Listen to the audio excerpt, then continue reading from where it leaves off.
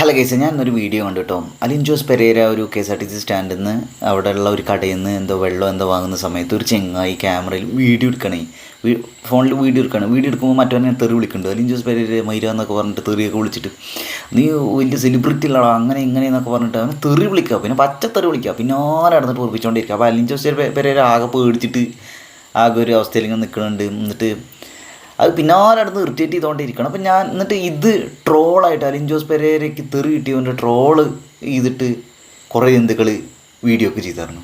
Alin Jose പെരേരനെ troll ചെയ്യുന്നുണ്ട്, തെറി കിട്ടും എന്നൊക്കെ വേണ്ടിയിട്ട്. വേറെ വീഡിയോയിൽ അലിൻ ജോസ് പെരേരനെ തല്ലാൻ വേണ്ടിയിട്ട് വെച്ചാൽ തെറി വിളിച്ചാൽ ഓടി വരുന്നു. അപ്പോൾ എന്നിട്ട് ഒരു ഹോട്ടലോ അങ്ങനെ ഏതൊരു ബിൽഡിങ്ങിൻ്റെ ഉള്ളിലേക്ക് അങ്ങോട്ട് കയറി ചെല്ലുകയാണ് രക്ഷപ്പെടാൻ വേണ്ടിയിട്ട്. അപ്പോൾ ഞാൻ ആലോചിക്കുന്നത് ഇതൊരു തരം മോബ് ലിഞ്ചിങ് എന്നൊക്കെ പറയുന്ന പോലെ, അല്ലെങ്കിൽ എന്താ പറയുക, ഒരു ചാറ്റര കേരളത്തിലുള്ള ഒരു അവസ്ഥയാണ്.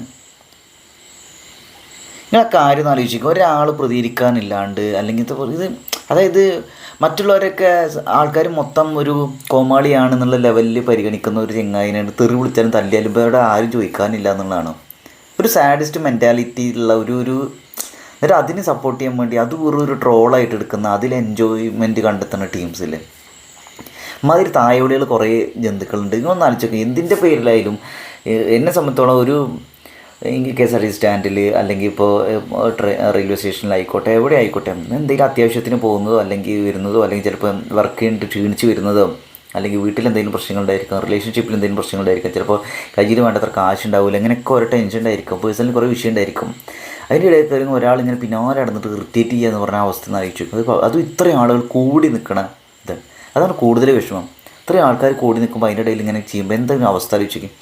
തിരിച്ചതിനോട് ഇപ്പോൾ അലിൻ ജോസ് പെരേര ഒന്ന് പ്രതികരിച്ചു വിചാരിക്കാം. സംഭവിച്ചിട്ടാണ് അവൻ എങ്ങനെ കോമാളിത്തരം കാണിക്കുക, എന്തായിക്കോട്ടെ, ഒരു കാര്യം ചോദിക്കുക. അവൻ തിരിച്ചവിടെ ഒരാൾ ഇങ്ങനെ ഇറിറ്റേറ്റ് ചെയ്യുക എന്ന് പറയുമ്പോൾ ഇത്രയും ആളുകളുടെ ഇടയിൽ വെച്ചിട്ട് ആ അവസ്ഥ ആലോചിച്ച് നോക്കി. അവന്നിട്ട് എന്തെങ്കിലും മറുപടി പറഞ്ഞാൽ ചിലപ്പോൾ അവിടെ അവനെ പിടിച്ച് തല്ലിയിട്ടുണ്ടാവും തോന്നുന്നു ചെങ്ങായി. പക്ഷെ എന്താല്ലേ ആ അവസ്ഥ ആലോചിച്ച് നിങ്ങളോടാണ് ഇങ്ങനെ ഒരു പൊതു സമൂഹത്തിൽ ഇത്രയും ആൾക്കാരുടെ ഇടയിൽ വെച്ചിട്ട് ഒരാളിങ്ങനെ ചെയ്യണമെങ്കിൽ നിങ്ങൾക്ക് എന്താ തോന്നുന്നു ഗേസ്?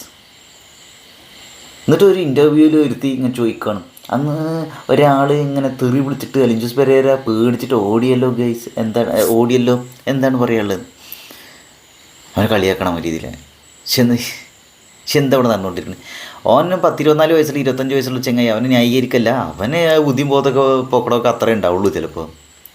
അവൻ ആ മറ്റേ രേണുസുധിയുടെ അവിടെ ആ പ്രതീഷിൻ്റെ കുട്ടി എന്തോ ഡാൻസ് കളിക്കുക ബാമെന്ന് വെച്ചിട്ട് അവൻ ഡാൻസ് കളിച്ചാൽ അവൻ ഡാൻസ് കളിക്കാൻ അത്ര വിവരമേ ഉള്ളൂ. അവന് മരിച്ചിട്ട് 2ാമത്തെ വർഷം ഓർമ്മദിനം ടൈമിലാണ് അവൻ്റെ ഡാൻസ് കളി.